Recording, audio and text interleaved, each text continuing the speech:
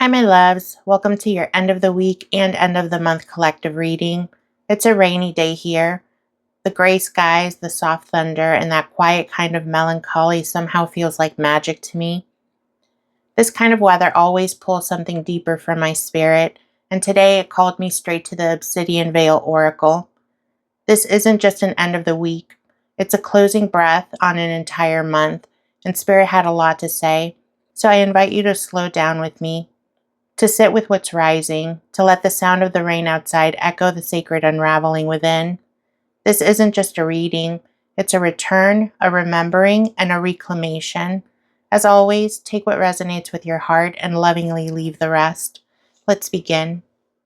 Spirit, what hidden emotional undercurrent is rising to the surface this weekend, whether consciously or unconsciously? The first card we received was Brunhild. Brunhild charges in with divine rage dressed as resolve. Her armor glints, not from ego, but from the years she spent shielding herself out of necessity. This card speaks to those of us who have become warriors long before we felt ready. She's asking, where have you been holding the line for so long that you forgot you could rest? The undercurrent here is exhaustion masked as strength, and resentment hidden behind responsibility. Spirit is surfacing the truth. The cost of survival cannot be your softness. Ariadne arrives next. She's holding the thread she once offered to save another, but this time the thread is for herself.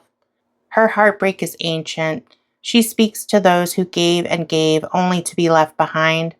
Ariadne says, "You were never foolish for believing in love, but you are no longer required to prove your worth by saving people who would abandon you at the exit." This weekend may stir memories of betrayal. Let them come, not to reopen the wound, but so that you can close them on your terms. The next card was Themis. Themis, blindfolded and still, centers the trio. She reminds us that emotional truth often arrives with no clean edges. Themis does not punish. She observes and balances. She sees where we've been unfair to ourselves while forgiving too much from others. Her scales are tipping, and she's asking, are you still sacrificing your peace in the name of keeping things fair? Spirit is saying, let justice begin within. Together, these three surface a deep emotional ache, the pain of doing everything right and still not feeling safe. And they're letting us know that we are not weak for wanting rest or healing or for someone to stay. Let that longing rise. It's not shameful. It's holy. Spirit, what unprocessed fear, memory, or inner voice is subtly influencing our current decisions or reactions? The first card we received was Gaia. Gaia roots us in our origin wound. Her presence is both comforting and confrontational. She's asking, what fears were passed down to you before you could even name them? This card is about inherited trauma and deep-seated fears that don't even feel yours, yet still shape your every choice. Spirit says, if you're reacting from survival, slow down. The fear you're feeling might not be from now. Let this be a weekend of discernment. You are not bound to repeat what your ancestors endured. The next card we received was Hildigard von Bingen. Hildigard von Bingen comes next. Surrounded by ethereal visions and sacred texts, she lived in a time when mysticism was punished, and still she channeled God. This card speaks to your intuitive self, that part of you that just knows, and fears being too much, too sensitive, or too unprovable. Hildigard asks, what would happen if you trusted your visions instead of doubting them? The memory here is subtle. A lifetime or lifetimes of being punished for spiritual sight. You are safe to believe in yourself now. We then received Venus. Venus floats in not as a lover, but as a mirror. She brings the softest wound, the fear that your beauty or your light might make others retreat or resent you. This card reveals a subtle self-editing that we do to be digestible, desirable, or good. Venus says you don't need to tone yourself down to be loved. Your radiance is not a threat. It's a gift. The voice that tells you otherwise, it's not yours. Release it. These cards show the invisible strings pulling on your current behavior. Fear of being too much, fear of being unsafe, and the fear of being abandoned for shining. Spirit is telling you, let those fears rise so that they can leave. Spirit, what sacred mirror or karmic pattern are we being invited to notice and stop repeating? The first card we received was Jonavar. She rides forward with her voice burning like a torch. She is the voice we silenced when we learned it was dangerous to be loud. She represents divine purpose wrapped into sacrifice. She's asking, why do you keep making yourself a martyr to prove you're worthy of love or purpose? This pattern shows up when we confuse pain with meaning, and Spirit is saying, you do not need to suffer to be spiritual. You are allowed to live. The next card was the nymphs. They appear like a dream, free, playful, enchanting, but elusive. They represent distractions disguised as pleasure. This is the pattern of chasing what glitters, what tempts, and what distracts us from our grief. Spirit is saying, avoiding the wound doesn't heal it. Stop running from your own reflection. You are worthy of joy, but not at the cost of self-abandonment. The next card was Persephone. Persephone descends in half shadow, half light. She is the queen of cycles, the keeper of the descent. This card shows the pattern of returning to the same emotional winters, out of habit, out of guilt, or out of fear of growth. Persephone says, you are not the same as you were when you first entered the dark. You are allowed to emerge. The sacred mirror is asking you to notice that you don't have to bleed for your purpose. You don't have to numb your pain, and you don't have to stay in the underworld to be valid. Choose differently now. Spirit, where are we being guided to set a firm boundary or reclaim one that we've abandoned? The first card we received was the harpies. The harpies shriek into this reading, not to attack, but to awaken. They speak to the suppressed voice, the swallowed scream. This card says, where have you been silencing your instincts to protect someone else's comfort? The harpies are asking us to reclaim the parts of us that were shamed, punished, or dismissed for being too loud, too angry, or too much. You are allowed to take up space. The next card was La Dame Blanc, and you'll have to forgive my pronunciations. La Dame Blanc, ghostly and poised, step forward with a different energy. They offer protection, but only when respected. This card brings up boundaries that feel harsh only because you were taught to make yourself available at all times. They ask, are you honoring your energy or leaking it for validation?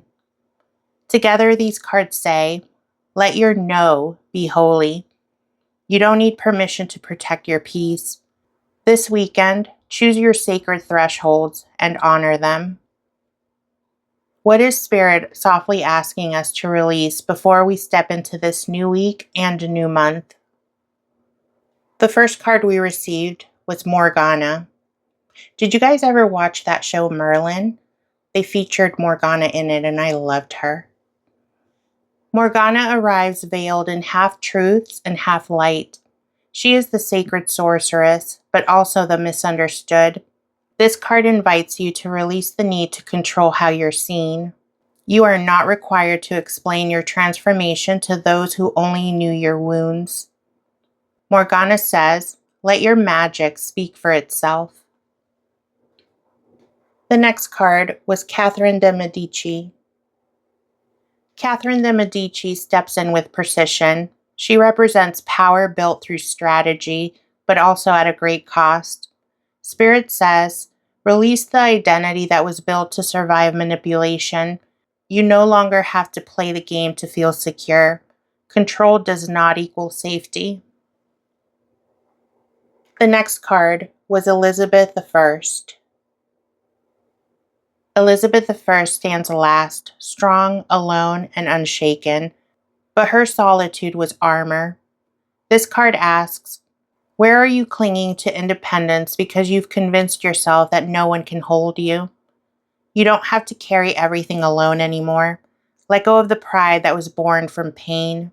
Let go of control. Let go of performance. Spirit is saying, there's peace waiting on the other side of release. Spirit, what soul medicine is being offered to help us soothe, support, or restore us this weekend? The first card we received was the Fates. The Fates sit in quiet authority, weaving lives from thread. They remind us that nothing is wasted, even the detours, even the delays, even the heartbreak. This card is a balm for those who wonder if they're too late. You are right on time, love, and always have been. The next card was Nimu. Nimu rises next from water and memory. She is the lady of the lake, not with the sword this time, but with a mirror. And she's inviting you to see yourself before the world taught you to contort. Your medicine this weekend is remembrance. Remember who you were before they told you who to be. The next card was Red Riding Hood. Red Riding Hood appears not as prey, but as the one who returned from the woods wiser. She's not afraid of the dark. She's proof that you can walk through danger and still choose softness. This card says, let your scars become wisdom, not walls. This is your restoration. You're not behind. You are not broken. You are becoming. What is the final truth Spirit wants us to carry with us as this week and the month closes? The first card we received was Calie. Calie arrives as fire and finale. She does not destroy you. She destroys the illusion.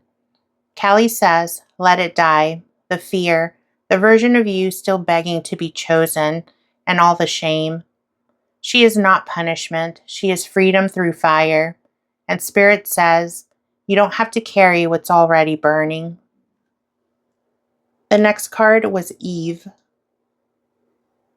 Eve comes next, not as the fall, but as the first awakening. She reaches for the fruit, and in doing so, reaches for herself. This card says, choose knowledge, choose truth, choose your own becoming, even when it's messy. Let curiosity be sacred again. And the last card we received was Margarite. Margarite closes this reading as the mystic who loved too loudly for her time. Burned for her ecstatic union with the divine, she still chose love over fear. Spirit says, you don't have to be understood to be whole. Your truth is yours, and that is enough. This is the final truth. You are allowed to be too much, too wild, too mystical, too powerful. Spirit is encouraging this. Thank you so much for spending this time with me today, my loves. If any part of this reading touched something in you, whether it was a quiet truth, a memory, or a moment of clarity, I would love to hear about it in the comments. Let me know what resonated, what landed, and what felt like it was meant just for you. I read every single message you leave me, and I genuinely love connecting with you in that space. If you haven't subscribed yet, I would be honored to have you be a part of this sacred little corner of the internet we have going. There's so much more magic coming, and I don't want you to miss a thing. I love you, I appreciate you, and I will check in with you soon. Take care of your heart, stay close to your truth, and let Spirit hold the rest. Until next time, my loves.